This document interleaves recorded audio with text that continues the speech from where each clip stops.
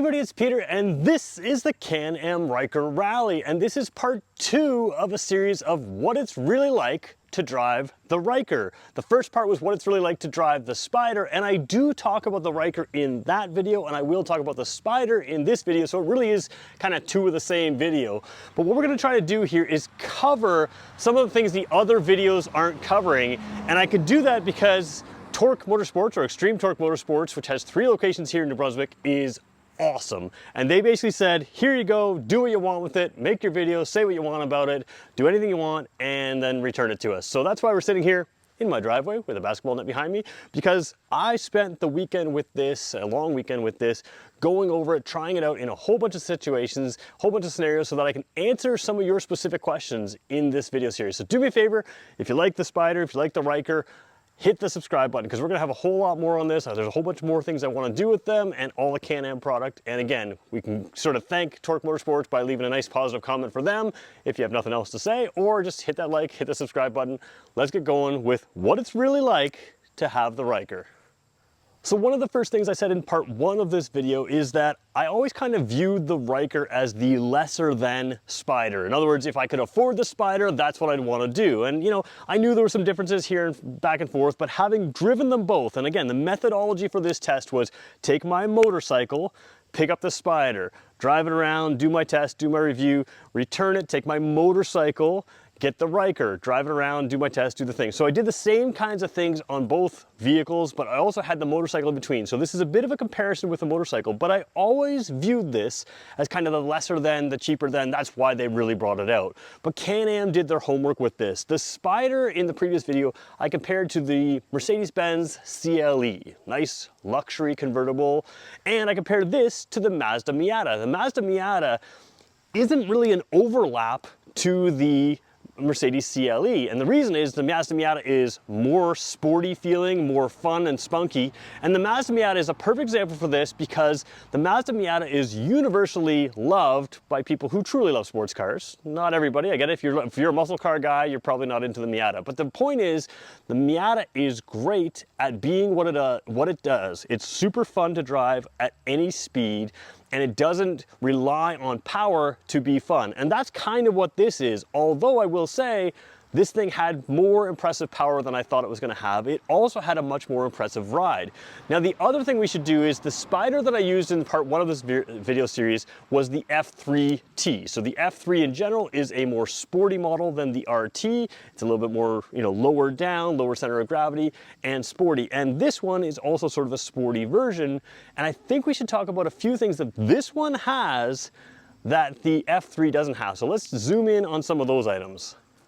So the first thing I want to point out is this little red knob here. Now we'll talk about suspension a little bit further on, but this has manually adjustable 4 different settings for your suspension. Now you can do preload suspension adjustments, there's all sorts of other suspension adjustments, but these are sitting right there for you to adjust, and we're going to talk about how they work, but you don't have that quite easily adjustment type thing on the F3. The other thing that you don't have on the F3 is foot pegs like this. So this side is not the brake side. If you don't know anything about Spyders or Rykers, there's no controls here. We'll talk about the automatic transmissions. On the other side, there's a brake lever like this, but this can be pushed out all the way to the front here, and it can also be brought all the way back right there. So if you have it sitting right there, you have a seating position that is closer to a sport style bike. You can kind of tuck in like that.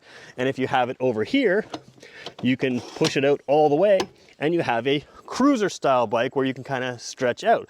Now what's cool about this is the F3 does allow you to have adjustments, but because the brake system is set up different, you actually have to choose from when you buy it, which brake rod you're going to have to activate the brakes, and you basically have to lock that foot position in. Whereas with the Ryker, during your ride, if you want to switch things up, you can absolutely do that. So that's another nice thing.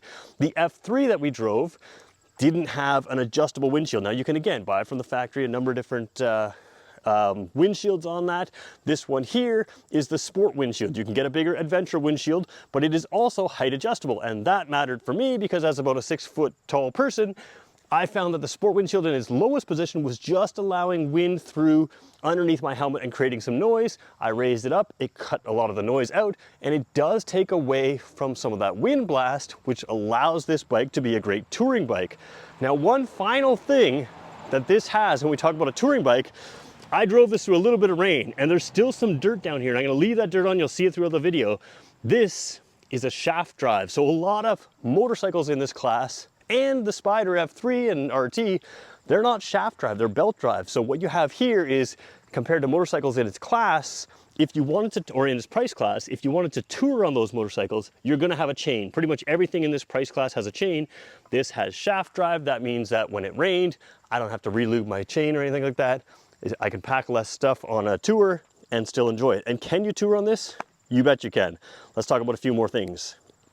So if you buy a Ryker, there's a lot of things you can do. If you buy the Rally version, you're gonna have a plate back here that allows you to mount a whole bunch of things. Now the way this is mounted, it's kind of like a permanent mount, but you can get an accessory to mount the exact same seat where this pops off and you could put luggage on there. So to me, the one difference between the Ryker and the Spyder is from the factory, this would be a single person touring rig, because if you were to put a whole lot of luggage on here and you can get a side bag on the side, that kind of thing. If you were to do that with factory equipment, this is gonna be all of your luggage. Now the flip side is there are aftermarket accessories that allow you to have bags on both sides and back here, so you could still take 2 people and some luggage, but keep in mind, the Ryker does not really have a storage frunk, a trunk in the front. We'll show you what it does have.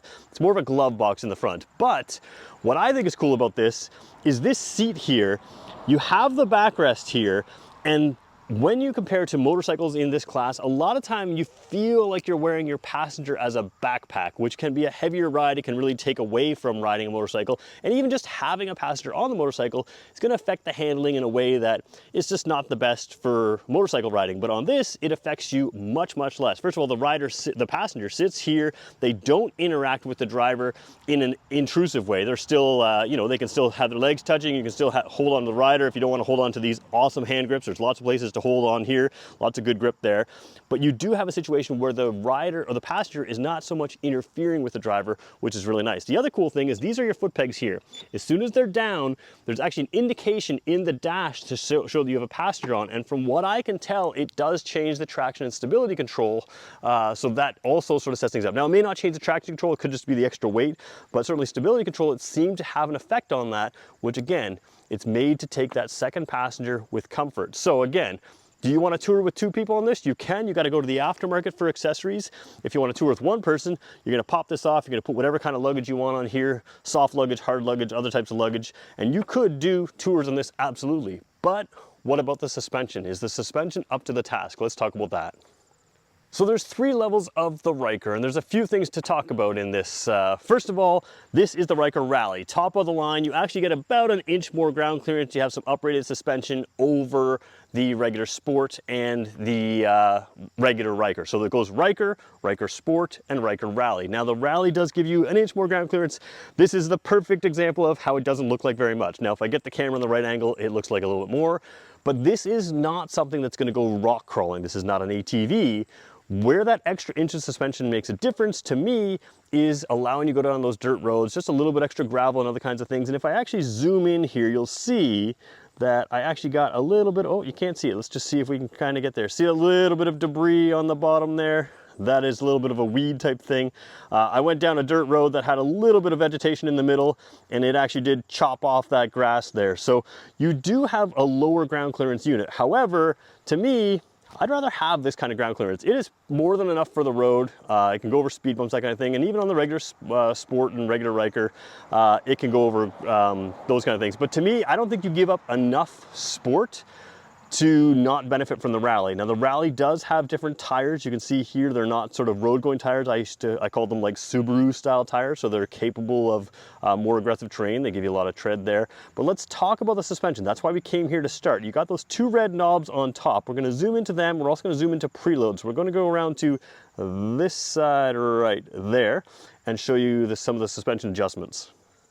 So we're in a full wide angle view here just so we can see where we are. We're going to zoom into the center of your screen there, and we're actually going to zoom in a little bit more to make sure it's nice and clear. When we zoom in there, you can see the preload setting is set to level 3. Now that's going to take a bit of a tool adjustment. I didn't play with that while I was here. I found that that was fine for me. Obviously it can make for a firmer ride.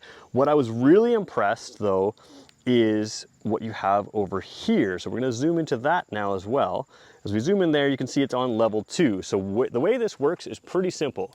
Level 3, level 4, and level 1. Level 1 there is the softest setting. So I set everything to level 1 and I went cruising down the road, and what you found with this cruising is it is really plush, like way plusher than I thought, like better ride than my car. And I don't have a super cheap car, like it's a nice, supposedly nice riding car, but this is really soft. Now what you lose with some of this, we'll talk about that in a second. We'll just, first of all, we'll finish up. So level 1 is quite soft. Level 4 is significantly sportier feeling. It's a firmer ride. So let's just talk about that when we step back from this and talk about, and again, this is, all 3 wheels have the level 1 through 4 adjustment. You can adjust by hand as quickly as that. Let's talk about what the differences are. So when riding in level 1, what I found is it's just kind of nice to set back the cruise. The handlebar is also adjustable. We can show you that as we get closer there. But you can kind of like sit back, relax, you can enjoy the ride, and it very plushly took over bumps. Now, a lot of people have complained about Spyders, most people who haven't ridden them, Spyders and Rykers, that you hit every bump in the road. And while that's sort of true, you're not actually fully into the wheel tracks because they're a little bit narrower. So you can put sort of in the middle, in, you know, if you consider the full wheel tracks, you're kind of cutting out, if I'm on the left wheel track, you're kind of cutting out the right wheel track, you're kind of in the center and the left wheel track, and the wheel is kind of between those two, the rear wheel is there. So while you do hit more bumps than a motorcycle, and it's a busier ride in the handlebars than a motorcycle, we'll talk about some of why that is, what I find is the suspension is really, really good, even on the Ryker. I just assumed the Ryker was gonna have a rougher suspension, the Spyder was gonna have a smoother suspension, and that might be true, but the point is, when you set this up for a soft suspension, you really have a nice ride. Now, why wouldn't you always want to leave it on the soft suspension? Well, as you're starting to steer through really tight areas, you're gonna lean into the turns using your foot to brace as well. That's one of the key things, is use your feet to brace left and right. That way you have some accuracy with your steering. If you're leaning on your handlebars and trying to steer them at the same time, you lose some accuracy. But as you're leaning in and out of turns, the suspension is over 7 inches of travel in the front, and it will drop into bumps and pick up. But what you may find is it gets a little bit sloppy. Now, I'm over exaggerating my next statement, but you can kind of see them flopping around. Way over exaggeration, they don't flop at all. But as you go from level 1 to level 4, that flopping disappears and it's really, really precise. So what you do is you decide on the road that you're on, do I want that really plush suspension and give up some of that really precise cornering?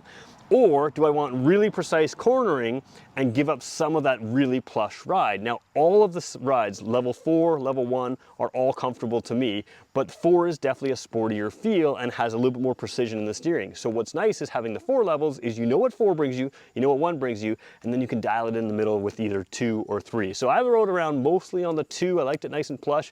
I brought it up on certain roads, brought it back down to the next stop sign, click, click, click, and it's super, and it's done. And you can leave the rear in a different setting than the front if you want. So if you want a plush rear suspension but a more precise front end, you can do some of that as well. Really appreciated feature on a bike like this, because I'm the kind of guy who likes adjustable suspension on my motorcycles, and on 3 wheels, you really feel that difference. So again, you want a plush ride, you want a sporty ride, it works great for that. So let's talk about operating this vehicle, and this is where you're going to rule out some motorcyclists. So first thing I want to point out is this one is missing a mirror. That was not something I did. That was knocked off by someone. Don't know the whole story behind it. I don't have a mirror on here for the video. So it does normally have a mirror out here. We'll show you the mirror on the other side in a second. But operating this is unique. First of all, if I move my feet back and want to get in a sporting position, I actually move the handlebars back and come back another little notch there. But these are notched settings, several settings to go from here all the way to there. So you can change if I want to go in a cruise, actually, sorry, if I want to go in a cruiser setting, I'll set it back, lean back. And if I want to go in a sports setting, I'll put it forward. But you know, you can find your comfort wherever you want, whether you're taller or shorter, that works there. You just lift this up, slides forward, back. We've seen that in other videos. But actually driving this, if you are a motorcyclist and the only thing you enjoy about motorcycling is revving through the gears, this is going to be a disappointment. Now, I thought I was going to miss that more than I thought, because the problem is when you hear this on video, it just, you give it the gas and it revs up and stays there.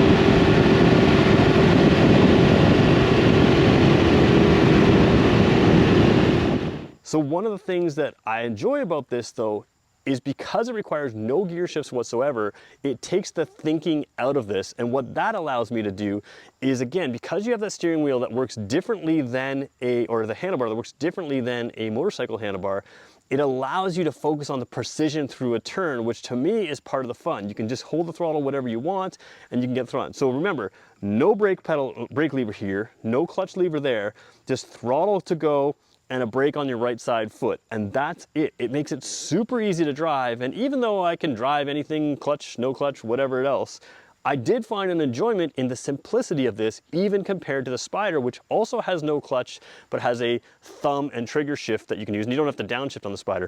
I kind of enjoyed this, ruling out some of the sounds that are missing or not there. It is still fun, and again, once you're cruising down the road, you know, motorcycles is gonna have a steady thrum, so is this, and so you don't miss it as much as you thought. But the simplicity of driving this allows you to take your mind off the vehicle and enjoy the things around you, which I really enjoyed. But the vehicle is also very engaging, even though it doesn't have the clutch and the gear shifts and all that kind of stuff. It's very fun to just pin it and go. Let's talk about power.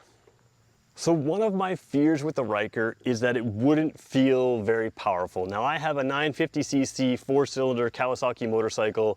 It goes. It is certainly faster than this. But I do find there's a little bit of truth to driving a fast bike slow and a slow bike fast. With my motorcycle, I find it's less enjoyable to go around 80 kilometers an hour, 50 miles an hour. You always seem to want to go. The engine seems to want to go. And that means I'm looking to pass people, looking to be more hooligan-like. This one does allow me to feel just as much enjoyment even at slower speeds. That's the Mazda Miata effect. It's the idea that a very lightweight vehicle, now this is a heavy motorcycle, but it's a lightweight car, an extremely lightweight car. And when you think about the front end is a lot like a car. So there's a lot of fun in driving this thing at slower speeds, but that's not what you want to hear. You want to hear, does this have enough power? And I can tell you, for get up and go, it is faster than traffic by a lot. And what I always thought is, you know, a lot of motorcycles are geared for that 0 to 60, 0 to 100 kilometers an hour kind of thing. So 0 to 60 miles an hour, 0 to 100 kilometers an hour type thing. And you have that quick acceleration, and then there's not a whole lot for highway passing power. This thing has all kinds of highway passing power. So should you go with the 600 or the 900? In the past, I said, yeah, lean towards the 900. I think the 600 will do you if you're happy in town, if you're happy cruising, if you're not a speed freak and you just want to save some money. Like, it's going to be cheaper on insurance, it's going to be cheaper to buy. The problem I think you're going to have with a 600 is it's going to be harder to sell because there are more of them being sold, because that little bit extra power makes a difference. So if you can stretch for that 900 engine, I think you should. I also don't think you're going to get disappointed in the lack of power. I think there's plenty of power on here. I've driven motorcycles that don't have the simple passing power, and you pin that throttle, the transmission finds its revs and it goes. It continues to accelerate quickly out of corners. It's surprisingly quick to me. So performance, unless you come from a super sport 600 series bike, I think you're going to be perfectly satisfied. Is my motorcycle faster? Absolutely. Is driving my motorcycle the slower speeds that I've driven this at less enjoyable? Yeah, that's the problem. When you have a powerful motorcycle, it feels, and you drive it slower, it feels more boring. This thing is fun at any speed. There's something about it that makes it unique. And again, like I say, when I compare it to that Miata, that's the difference with the Miata. It's fun at any speed, so is this, but it still has plenty of power to do what you want to do to ride and ride fast. So in front of us today on the video is the Rally model. Now the Rally model does do a few things. Like I said, it gives you a little bit higher ground clearance, just a little bit, not a whole lot. It gives you a little bit more aggressive tires, and frankly, it's probably the one I would go to because I don't think you lose a whole lot by going a little extra ground clearance, and I think that's good for you. These are the white wheels of the 2023 model. You'll have this in more of a silvery gray wheel in 2024. If you go previous models, you'll have different wheel patterns as well. I like the Rally. Now, it's a little gimmicky. The Sport also has an ability to swing out the rear wheel, but you put it in Rally mode and it lowers the stability control and takes off some of the traction control, or maybe all of the traction control, I'm not really sure, quite a bit of the traction control, but it sort of loosens up the stability control. Taking this on a dirt road and spinning it out, you swing the back end out, is an absolute blast. And what I found was when you looked in the dirt, I didn't get a video or picture of this, and I apologize, I didn't have my camera with me at the time. It's a very even sweep left and right. It felt very controllable, but it felt like you're a great rider. So whether you just want to do S-turns and have fun on a dirt road, or whether you want to sort of spin it around corners, it is kind of a unique feature. I don't know that I would buy it just for that feature, but being able to get out on the dirt road and have some fun with it is pretty cool. The other thing I will say is pulling over or pulling onto a dirt road, this thing is smooth over a dirt road. It has no problem traveling at speed on a dirt or gravel road, and that's one of the things I kind of like. Again, having that little more aggressive tire gives me a little bit of confidence that I'm not going to puncture something or do something crazy. It hasn't got off-road ground clearance, but dirt road, gravel road, bad country roads, anything you want to travel on, this thing is great with that. So rally model is something I do encourage you to think about. Now, one thing that's interesting about this is this one does have the backrest here. You can take that off, put luggage on. The shad lockable luggage bag is the one piece you can put on here from the factory. It's a single piece and it's right side only. There's not a dual sided thing. So let's just talk about luggage really briefly on this. If you're looking into a Spyder or a Ryker and you're thinking about touring, the Spyder is better. Now, why is it better? It's got a big trunk in here. The RT model has the biggest trunk. The F3 model has the smallest trunk, but this is essentially just a glove box, and it is a little finicky on this particular one. You know, if I put my hands in here, it's just not a lot. It's essentially a glove box. Picture the glove box in your vehicle. It's essentially that size. Handy to have. You can get a lock on that, but that's one of the things to keep in mind is that unless you get that shad hard box, basically none of the luggage from Can Am comes standard with a lock, and a lot of it's soft luggage. So if you want to, you know, stop somewhere and go tour somewhere, all of your gear is unlocked on your bike, which means they could take it from your bag. Now, you can get different things, but they can go through your bags, and that's something worth considering. If you're someone who's traveled with soft luggage all of your life, especially on a motorcycle, it's not a concern. The Spyder gives you that big lockable trunk. It gives you the option, whether it's the F3 touring and above or the RT, of having the two side bags and a top box you can get, and all of that luggage is lockable. So that's one key difference. You have to decide, again, that side bag is the only thing you can get that's lockable. Now, there are aftermarket accessories. Like I said, you can get two saddlebags and a tail bag with a second passenger seat from the aftermarket. And those are things that you can do to have lockable storage. But it's worth mentioning that lockable storage is the thing. The other thing with this, if you're touring, generally speaking, I think you're gonna be more comfortable with one person and your luggage for touring, whereas the Spyder is fully comfortable with two people and your luggage. But keep in mind, two people have twice the luggage sometimes, and you have to kind of figure out where you're gonna put all that. So all of them work, all of them are good for that. Would I tour on this? Absolutely. But let's talk about what this bike is best for. So overall, I really, really like the Ryker. There are a couple little things that I kind of wish they would upgrade on this just for practical reasons. Now, first of all, the dash on this, it's totally fine, like it works, but it's not up to the standard of current motorcycles in this price class or even below this price class. It's not up to the standard of the Spyder, and I don't need it to be up to the standard of the Spyder. I don't need Apple CarPlay, but it'd be nice to see them upgrade. The other little thing that's just one of a nitpick thing is the key on this is unique, and I have no issues with the key on this, but let me just show it to you right there. That's what the key looks like. You can sort of see it plugs onto a little knob, and watch where I plug this in here. So I'm gonna take it down here. It's an electronic contact. I believe you can program your contacts here to actually, or the keys here to actually work on something like a Sea-Doo. But when I plug it in there, remember there's no locking storage on this. So if I get a shad bag, or if I get the locking piece on the glove box here, or the fuel cap is right here, it's also not locking. If I want to have any of those locking pieces there, the problem is I need extra keys, and I have to keep them, I guess, in my pocket. And I can see myself getting a locking gas cap and not take the second key because I don't really want a keychain hanging off here. And to be blunt, there's no hole in that key to put a keychain on. They don't want you hanging keys off there as well. So I can see yourself heading on an adventure, running out of fuel, and then finding out you don't have your fuel cap key. Again, no key on it right now, but if you want it locking, you really have to make sure you take those keys. Those are minor, minor things. Would I buy one of these? Absolutely. Would I buy it over a Spyder? I think yes. If you're ready to go to the Goldwing stage of your life, just buy the Spyder, you're ready. But for less money, this does almost everything I would want it to do. You know, Apple CarPlay is nice. I do not need it. It has cruise control. The cruise control in the Spyder works better. When I say better, it's a little bit more automotive-like. This has a single button, so it takes a second to get used to. Once you get used to it, again, has cruise control, has all the things. You can drive this in earlier in the season and later in the season because of the cold weather and traction. You've got tremendous braking power. The Brembo brakes on the F3, or on the Spyder, they do feel a little better than this. I have Brembo brakes on my motorcycle. There's a very good, unique feel to Brembo brakes. These are extremely powerful, so there's no real concern, but if you're really hypersensitive because you ride a whole bunch of vehicles all the time like I do, you can tell the difference between the Brembos and these. Again, you're not giving up anything in real performance and braking and that kind of thing. Overall, this thing really impressed me, and by all means, if you're considering a Ryker and you wish you could get the Spyder, I think you might be perfectly happy with this. It's smooth enough, it's fast enough, you can decorate it up with the wind protection that you need, you can put the luggage on that you need.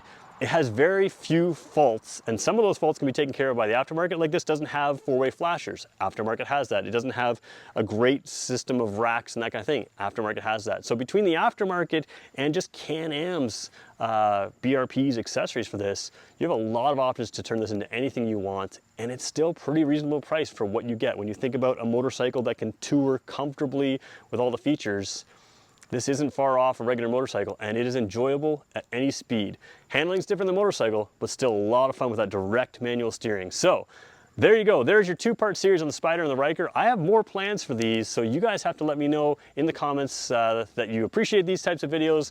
Let's Torque Motorsports know that. So if you made it this far and you haven't liked or subscribed, or even just left a comment thanking Torque Motorsports for letting me have access to these, now's your chance to do that.